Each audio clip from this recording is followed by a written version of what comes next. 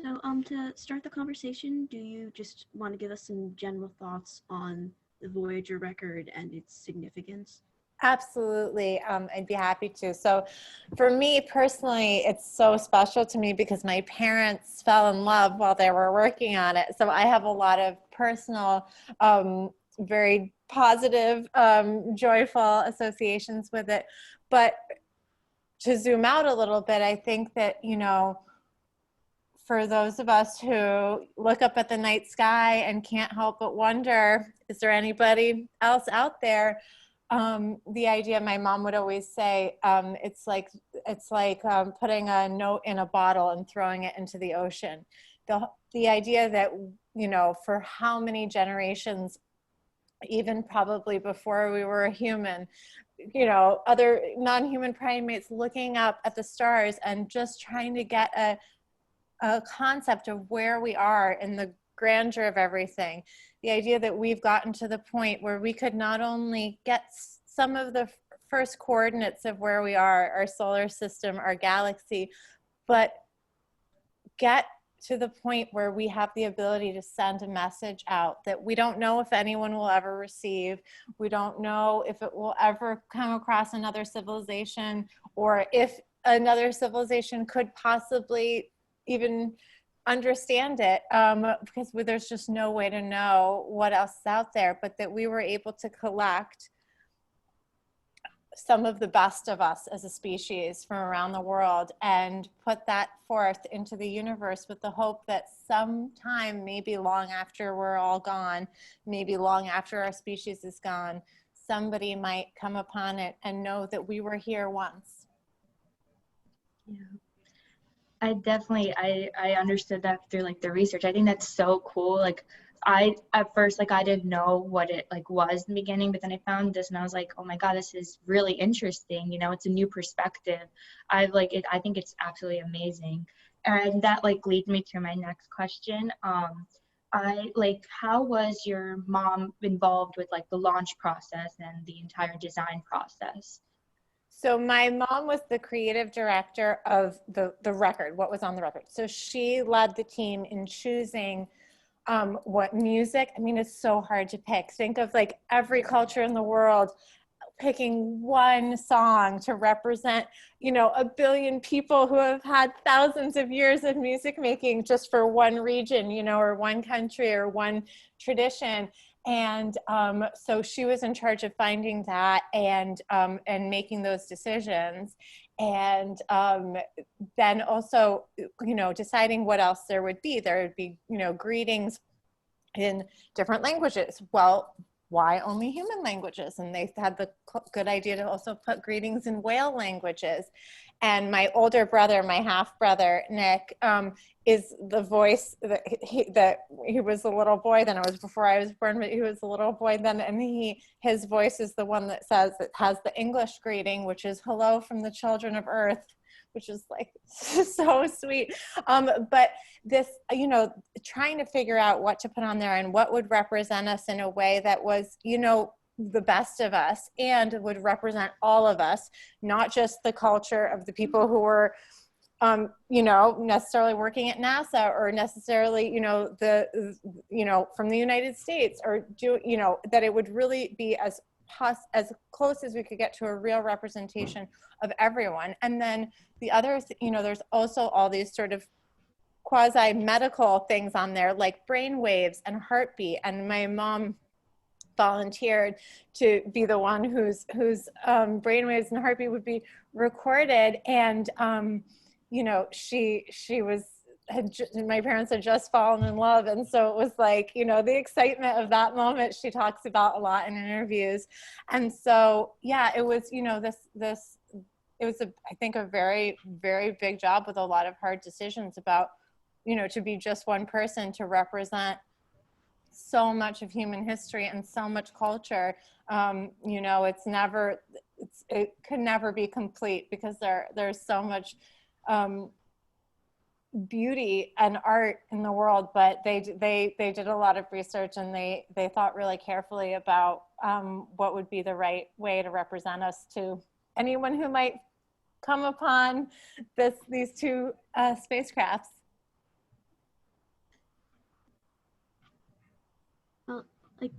building off of that, do you think they did a good job picking the content? Do you think that their content on the record does a good job of representing humanity? It's such a good question. You know, I haven't like gone through and like really recently looked at all of that. I think that, you know, this was obviously 40 years ago, and our understanding and our perspective is different now than it was then. And maybe if we were doing this now, we would have a clearer picture of some of the places that didn't get represented, or some of the you know, some of the areas that maybe got overrepresented. But I know one thing that they really wanted to do was put Here Comes the Sun, the Beatles song, on there, and they couldn't get the rights to do it. And so maybe now, if they could do it over again, if human beings could do it over again, that they could add that one.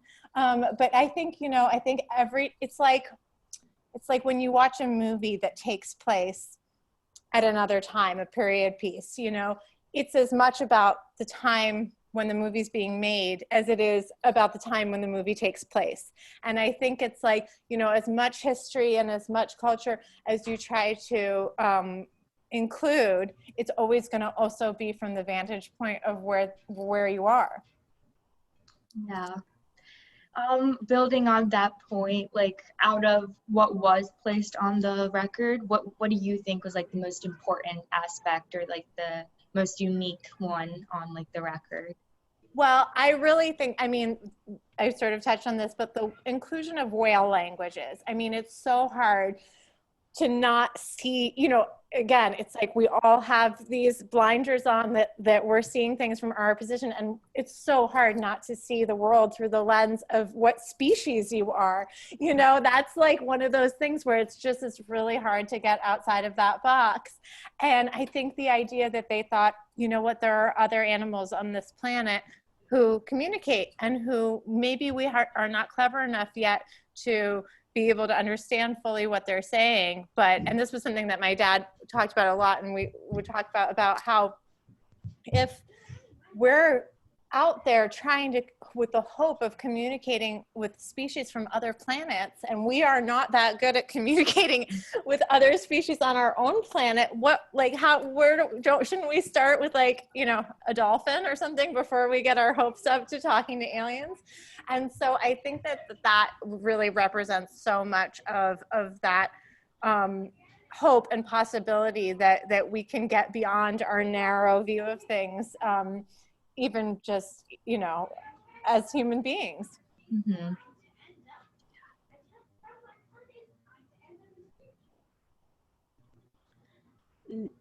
So if we're like thinking about the possibility that the record could actually be found someday, do you ever think about like what would happen? I know that some cynics like pointed out that if there are hostile civilizations out there, we might be like revealing ourselves. Totally. Yes. That I have heard that too. It's like, don't tell them we're here. And I think, you know, I don't know. We are a species who explore. That is our way. That is what we have done. That's why we are at the point that we are, for better or for worse, as a species, is because we have this longing to seek out what else is out there. And I think, you know, sometimes that doesn't go that well for the explorer, but it's also the hope of new possibilities and new understanding that we could have never achieved if we just stayed in our little area. And, you know, if there are very advanced species on other planets, they're going to find, if they're looking for us, they're going to find us. You know, I think that we underestimate, you know, what intelligent civilizations in other worlds would be like by saying, you know, we're alerting them. But we just don't know. We just don't know what's out there. And I think that, of course, there's a risk, sure. But I think it's small compared to the hope of new understanding and new revelation about what is in the universe. Yeah, I definitely I agree with that, because I feel like the record, like it is like a symbol of hope in a way. Like not just hope for speaking with the extraterrestrials, but just hope for like humanity. I think it's just, Totally agree. yeah, I think it's just like an amazing symbol. And this is a question regarding like how are like the challenges with the production of Voyager? Like what were the challenges that were faced, or issues with like government per se or something? Yes, well, there was this little bit of a scandal. How can I put this delicately? On the exterior of the record, there are two human beings depicted as we are naturally. And the United States Congress felt that that was a little too naughty and that they should be wearing clothes. And this was a scandal at that time. And the idea that aliens would come upon this and be like, oh no, this is inappropriate is so ridiculous. And it's like, well, what clothes would they be? Clothes from what culture? And like clothes from the 1970s. I mean, that already would be ridiculous if they were like in bell bottoms, you know?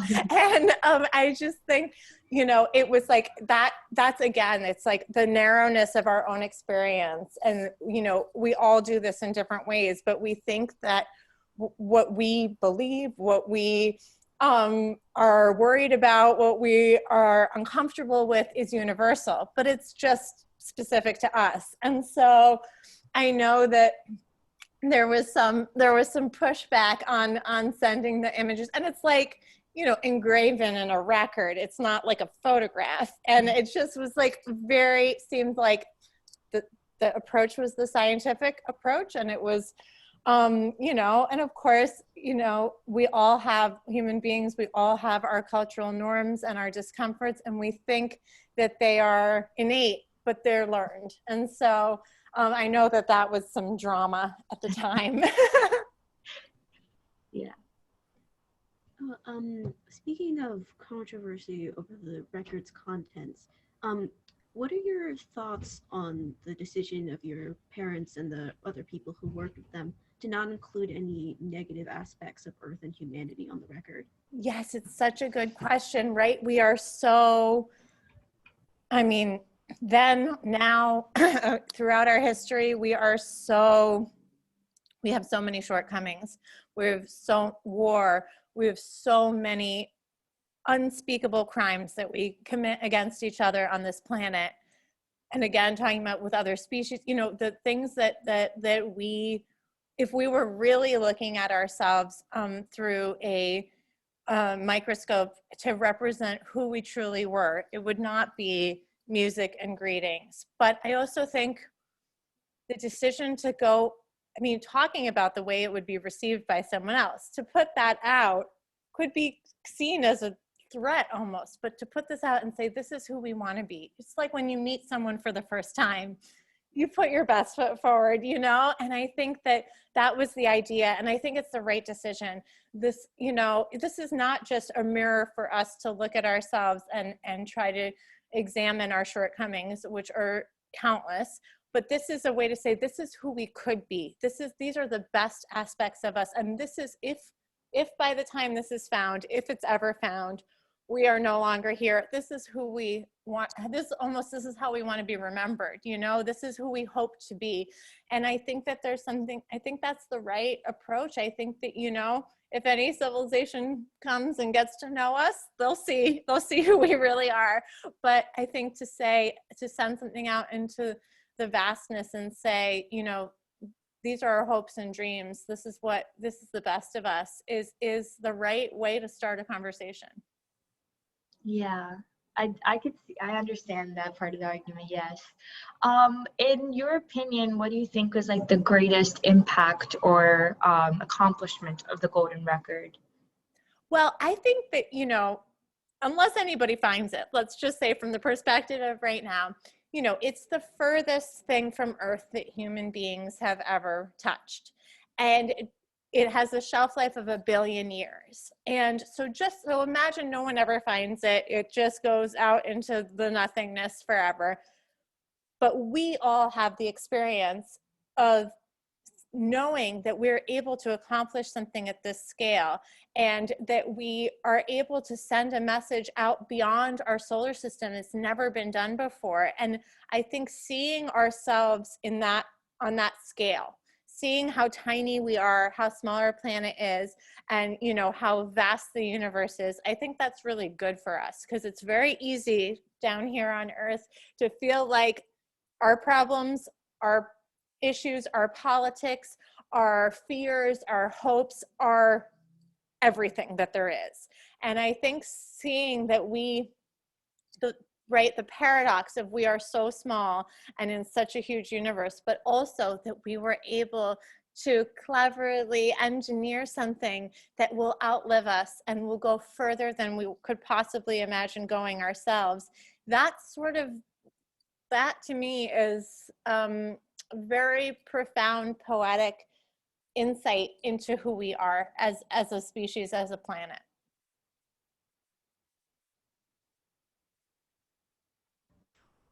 Well, kind of taking the opposite direction here, what do you think is the greatest shortcoming of the record? Oh, well, I actually don't know if this is true or not, but someone pointed out to me that there are not any or very many female musical artists on it, which I didn't realize. And I actually double check this for your project, but someone pointed that out to me recently, and I hadn't really looked through in that, to check if that were true or not. But if it is, that seems like an oversight. So that would have been good to have a little more, a little more diversity of musicians and artists in terms of gender. And I'm sure also that, there's all sorts of other ways in which it could have been, and maybe from the vantage point of the 2020s, we see things more clearly and have a more inclusive view of who we are as a species. And maybe, from this point, if we were to do it now, we would have a better way of making sure that everyone was more represented. That actually connects to my question. When I was researching, I found that there were so many long-term impacts of the Golden Record about the message, the symbol that it has created. But even during that time, what do you think were the social impacts, or just the process that it had? What were the impacts of just that?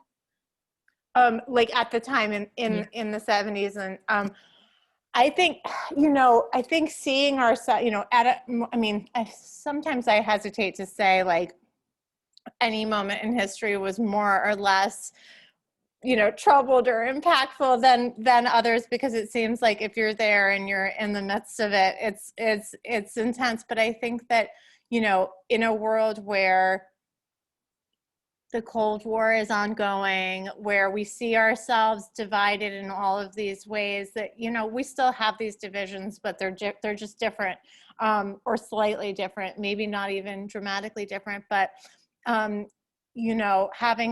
a world that at that time was so polarized into two camps, and I think for so much of the lives of people of my parents' generation, that fear of, when they were kids, they would have to have, drills where they would hide under their desk in case Russia sent a missile, and that kind of stuff, that where you see another side of the planet, another group, another country as this so different from you, so scary. And I think that in the 1970s, now we are so much more able to connect with people around the world who we've never met. We're having this conversation, every day, especially in the pandemic. You can have a conversation with someone who lives impossibly far away, who you would never have the chance to cross paths with, and really look them in the eye and talk to them.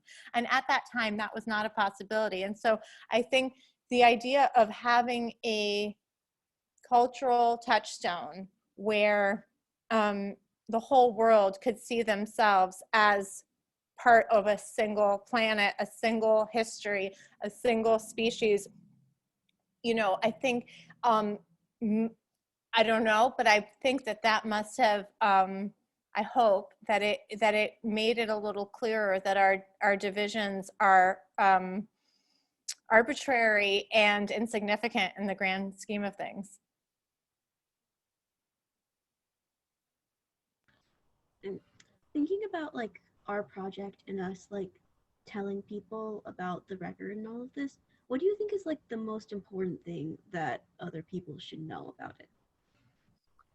I think that the most important element of it is that there is a sense of hope to it, a sense of deeper understanding, the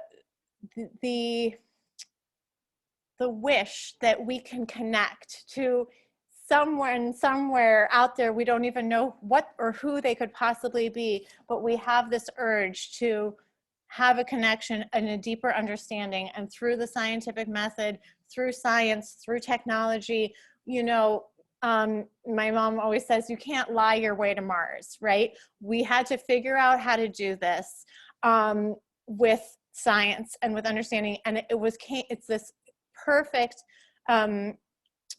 dovetailing of the scientific method and our deep emotional desire to know where we are and who else is there, and if there's some connection that we can make with someone even, you know, impossibly different from another planet, what they could be like. I think that that overlap of those two things, there's something so profound, and I think that that's the best of who we are, is this idea that we could put art and music out into the universe with the hope that someone might see it, and we could have that contact with some other creature somewhere and learn something that would have otherwise been impossible. Another question is, like, do you have any like anecdotes or stories that maybe like your dad told you about his experiences like on the project with the launch or anything like that? Yeah, well, I mean, my parents were falling in love while this was happening, and they had worked together and they knew each other, and it was like I mean, there's actually a Radio Lab, is this radio show. My mom, for your research, if you want to listen to it, my mom tells the story of them falling in love working on this. And so you know, there's a lot of beautiful elements of it, but I will just say that the thing that I always like loved and would think about growing up was that so she's in charge of finding all the music from all the different cultures, and so she has to figure out one piece of music to represent the entire history of the Chinese musical tradition. It's a billion people. I mean, it's like an ancient civilization. Like, how could you choose one piece of music to represent China? It's such a, you know, rich history. And she finds this one recording of this ancient song, Flowing Streams, and it's like the recording is like it like perfectly hit all the different elements. It was like on a really ancient instrument, and it was like right before the revolution in China. And she finds this one recording, and my dad was in Arizona, like giving a speech or something, and she called him to tell him that she like found the one piece of music that was going to represent the whole of Chinese musical history, and that phone conversation is when they realized that they were in love with each other. And so that's my favorite element of it, selfishly, because now I'm here. But that's like one of my favorite elements of all this. And it's just so, you know, it's so romantic just from the personal, but it's so romantic in the larger sense of like human beings being like, we are gonna just send this message out into the universe and maybe someone will find it.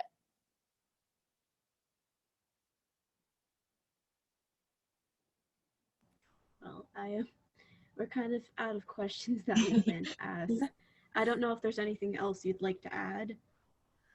Just that I really enjoyed this conversation, and that I think it's great that you're doing this. And, you know, and I think that one of the things that my parents really instilled in me is this idea that science and our idea of where we are in the universe, and using science to garner new information and encourage curiosity and follow the evidence wherever it leads, you know, that is also really, for lack of a better word, spiritual, and that can really fulfill so much of what we human beings crave, and this feeling of being part of something greater than ourselves. And there's just so much beauty in that, that sometimes gets overlooked when you're just like in, it's sort of like, when it's not presented in a way that's really beautiful. And I think that for those of us who really are curious about the world, there's a way to find both the hard evidence and the awe and wonder together. Yeah, that was beautifully said. Thank you. I wanted to say thank you again for willing to speak with us. All of the information that you provided was very helpful and very insightful. I'm really glad that we were able to speak about this. It's an amazing topic and just an amazing accomplishment that our country was able to do. Yeah. Like preserving the humanities. So thank you. My pleasure. And you have my email. Let me know if you need anything else, and good luck with your project. Sounds like it's going to be great. Thank you. Okay. Thanks. Bye. Bye. So nice to meet you both. Thanks again. Bye. Thank Bye. you. Okay. I will